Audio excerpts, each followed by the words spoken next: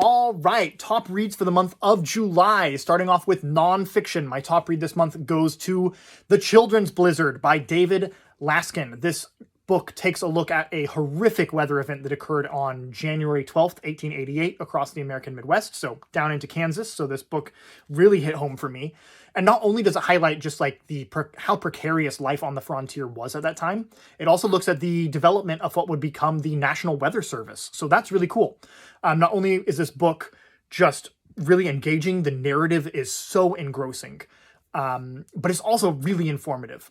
However, trigger warning, this does have graphic depictions of literal children freezing to death. So be prepared for that. And otherwise, this book is amazing and everyone should go read it.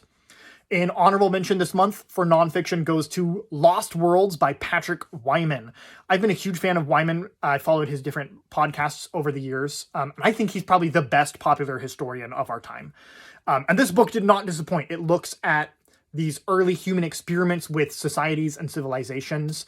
And it's really thought-provoking, like what could have been if these different societies had survived and evolved.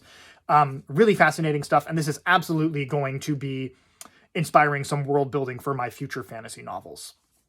Moving on to fiction. My top read this month goes to 5 Ways to Forgiveness by Ursula K. Le Guin. I adore Le Guin. If you've seen any of my other videos, you probably have figured that out by now. And this book really highlights why Le Guin is such an amazing author. She's looking at these 2 planets that are dealing with slavery, slave rebellion, and then a post-slave society, and how that all plays out. And she tells that through 5 loosely connected short stories on these 2 worlds. Just the way Le Guin pulls this story off is fantastic, and this book perfectly illustrates why Le Guin is such a master of the science fiction and fantasy genre. And an honorable mention this month goes to The Fatal Unpleasantness at Netherfield by Claudia Gray.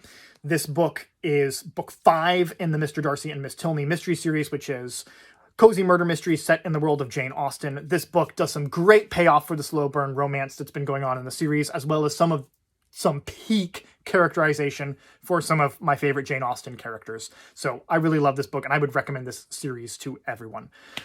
So that's it for me. Let me know what you read this month. Any particularly good reads, leave me comments. I'd love to hear about that. And until next time, happy reading.